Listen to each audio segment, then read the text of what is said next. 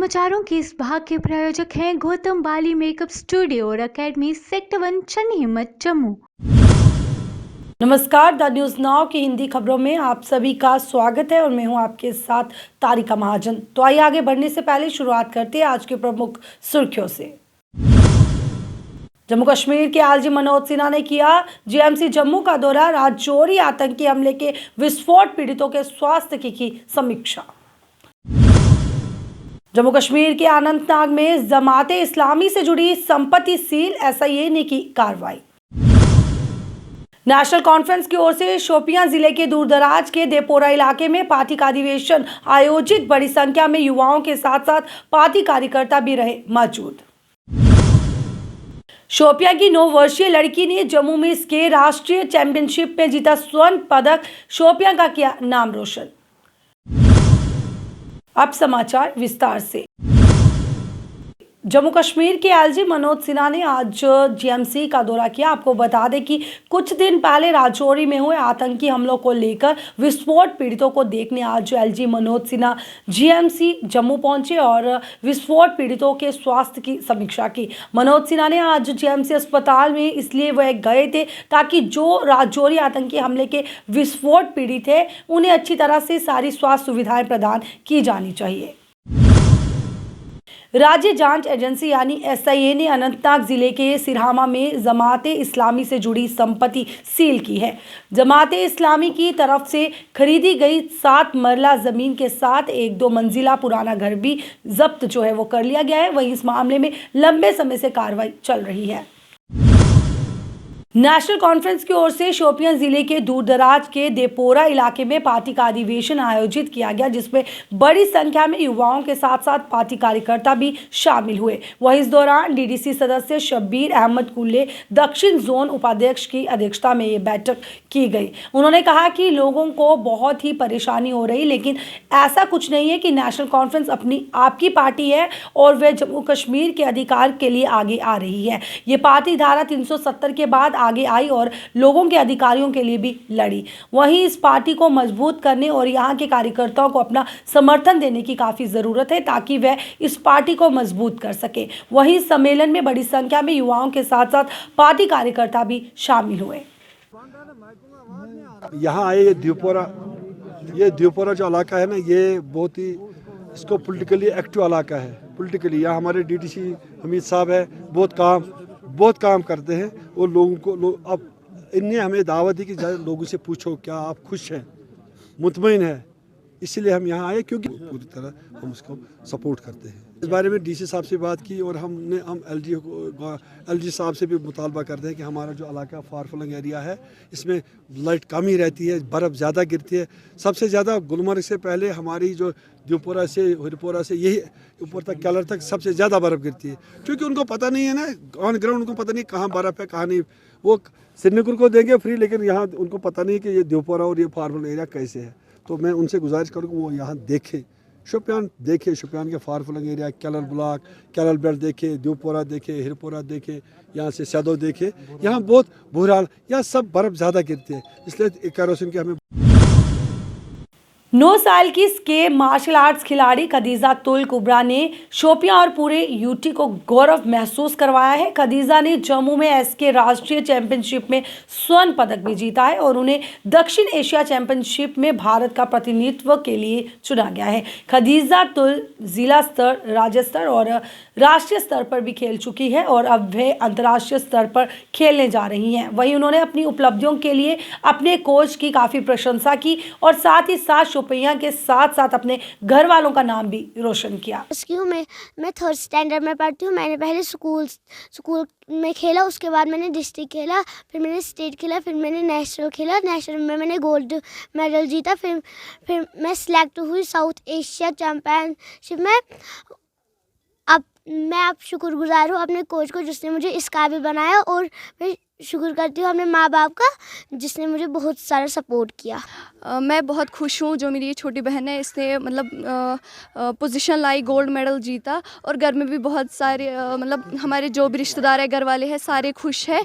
और ये पढ़ाई के साथ साथ खेल कूद भी बहुत ज़्यादा ज़रूरी है। इससे इंसान का दिमाग तंदुरुस्त रहता है। इससे फिज़िकली इंसान फिट रहता है। इससे मतलब जो बच्चियाँ हैं वो डरती है, इससे वो सेल्फ डिफेंस भी कर पाती है। मैं खतीजा का कोच हूँ। ये इसने बहुत अच्छा खेला और इसने जम्मू में गोल्ड मेडल निकाला पहले। अब ये सिलेक्ट हो गए साउथ नेशनल चैम्पियनशिप के लिए। मुझे उम्मीद है बहुत ही ज़्यादा इनमें बहुत कॉन्फिडेंस है अपने आप में, ये वहाँ पे भी गोल्ड मेडल निकालेगी। और साथ साथ में ये मैसेज देना चाहता हूँ सब पेरेंटों को कि अपने बच्चों को ज़्यादा से ज़्यादा स्पोर्ट्स में डालें, क्योंकि स्पोर्ट्स में जाने के बाद इंसान को कॉन्फिडेंस आता है। कॉन्फिडेंस और मेंटली वो फिट रहता है, फिज़िकली फिट रहता है। और मेरी मैसेज यही रहेगी सब पेरेंटों से कि अपने बच्चों को ज़्यादा से ज़्यादा गेम की तरफ भी तवज्जो दें। सांबा के कई ग्रामीण रूट पर चलने वाले यात्री वाहनों में धड़ल्ले से ओवरलोडिंग जो है वो की जा रही है, जिसके चलते कभी भी कोई बड़ा हादसा हो सकता है। वहीं इसी के साथ हम बात करें ट्रैफिक नियमों को लेकर, तो ट्रैफिक नियमों का यात्री वाहन धड़ल्ले से उल्लंघन कर रहे हैं, जो किसी भी समय किसी बड़े हादसे को अंजाम दे सकता है। कठुआ में पीपल्स डेमोक्रेटिक पार्टी के संस्थापक मुफ्ती मोहम्मद सईद की 7वीं पुण्यतिथि पर उन्हें पीडीपी कार्यकर्ताओं द्वारा श्रद्धांजलि अर्पित की गई। वहीं इस श्रद्धांजलि समारोह के दौरान उन्हें याद किया गया और उनकी जीवनी पर प्रकाश भी डाला गया। वहीं इस मौके पर काफी संख्या में पीडीपी के नेता व कार्यकर्ता भी मौजूद रहे। कभी ईडी की इंक्वायरी बिठाई जाती है, कभी एनआईए की इंक्वायरी बिठाई जाती है, लेकिन पीछे मिलता इनको कुछ नहीं है। हम इनको कह देना चाहते हैं कि जो आवाम है वो पीडीपी को चाहती है, मैडम महबूबा मुफ्ती जी को चाहती है। लोकतंत्र का गला दबाया जा रहा है, लोकतंत्र की हत्या की जा रही है। हम माननीय प्रधानमंत्री जी को ये अनुरोध करते हैं कि इतनी बड़ी रियासत जम्मू व कश्मीर है जो कि एलजी साहब चलाने में नाकाम हैं।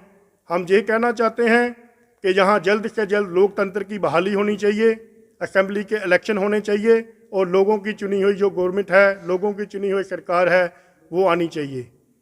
और ये हम नहीं कहते, पिछले दिनों में देख रहा था बीजेपी के खुद कोई नेता बोल रहे थे कि एलजी साहब हैं जो वो जम्मू कश्मीर में चलाने को नाकाम हैं। ये जो सच्चाई है कभी ना कभी ये होठों पे आ जाती है।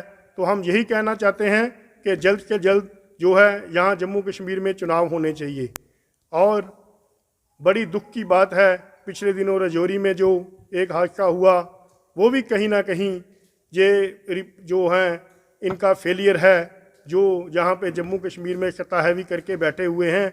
हम सेंट्रल गवर्नमेंट को चाहते हैं कि ये हमारे लोग हैं, जो बेकसूर लोग हैं, जो छोटे छोटे बच्चे मारे गए जिन्होंने अभी दुनिया भी नहीं देखी थी, तो ये हम इनका कंडेम करते हैं, पुरजोर निंदा करते हैं और यही कहना चाहते हैं कि लोगों के द्वारा चुनी गई लोगों की हुकूमत होनी चाहिए। एक बार फिर मुफ्ती साहब को जो क़यादे खिदमत पेश करते हैं और यही दुआ करते हैं भगवान से, वाहिगुरु से, अल्लाह ताला से कि अल्लाह ताला उनको जन्नत नसीब कराए और जो उनकी पार्टी है वो ऐसे ही।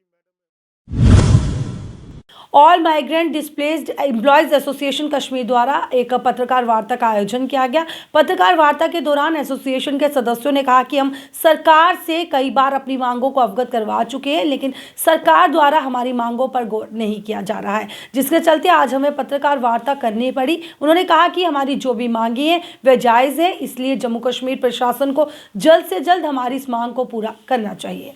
पीएम पैकेज एम्प्लॉयज है, कश्मीरी पंडित एम्प्लॉयज है, ये उन्होंने क्लियर मेंशन किया है। तो इसी को लेके हमने अपनी जान बचाई और हम घाटी से बाहर आए।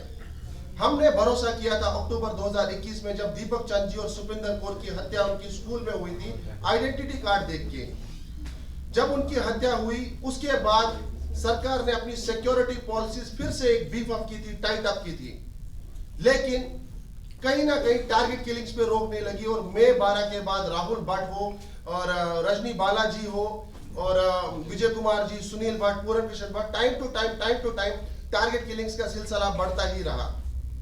हमारी डिमांड्स को बताया जाता है इनको एकोमोडेशन चाहिए, ट्रांसफर चाहिए, प्रमोशन चाहिए। नहीं, अगर एकोमोडेशन ही जान बचा सकती थी तो राहुल भट्ट ऑलरेडी एक सिक्योर्ड एकोमोडेशन में रहते थे, मारा उनको उनके दफ्तर में गया। रजनी बालाजी को उनकी स्कूल के बाहर मारा गया, विजय कुमार जी को उनके दफ्तर में मारा गया। तो एकोमोडेशन कहीं ना कहीं इस रिस्क को मिटिगेट नहीं कर पाएगी प्रॉपरली। काम आपको रूट कॉज पे करने की जरूरत है और पॉलिसीज आपको रूट कॉज पे डेवलप करने की जरूरत है। अदरवाइज ये एक और एक्सपेरिमेंट होगा जो हमें आज ही फेल नजर आता हुआ दिख रहा है, जिसमें और जाने जा सकती है लगातार। हम आगे बात करना चाहते हैं। भाजपा के सीनियर नेता और पार्षद संजय बड़ू ने जम्मू स्मार्ट सिटी प्रोजेक्ट के एडब्ल्यू रवि सलगोत्रा साथ ही विभाग के कई अन्य अधिकारियों के साथ वार्ड में दौरा कर जम्मू पश्चिम विधानसभा के अंतर्गत तालाब टिलो मेन रोड पर फुटपाथ के चल रहे कामों में स्थानीय दुकानदारों को पेश आ रही समस्याओं का जायजा लिया। वहीं इस दौरान जिन दुकानदारों ने अतिक्रमण किया है उनको खुद ही अतिक्रमण हटाने के आदेश भी दिए गए। राजौरी में हुए आतंकी हमले के विरोध में आज सीमावर्ती क्षेत्र मदीन के लोगों व डीडीसी सदस्य करण अत्री ने आज पाकिस्तान के खिलाफ विरोध प्रदर्शन किया और प्रदर्शन के दौरान पाकिस्तान का पुतला जलाकर नारेबाजी कर अपना रोष व्यक्त किया गया। प्रदर्शन के दौरान करण अत्री ने कहा कि पाकिस्तान अपनी नापाक हरकत से बाज नहीं आ रहा है और सरकार को इसका मुंह तोड़ जवाब देना चाहिए। वहीं इसी के चलते राजौरी में हुए आतंकी हमले की कड़े शब्दों में उन्होंने निंदा की। के साथ कोई पंगा लिया है, इनको मुंह की खानी पड़ी है। और आपने देखा जैसे रजौरी में कांड हुआ, और ये हमेशा ऐसी हरकतें, घिनौनी हरकतें करता है।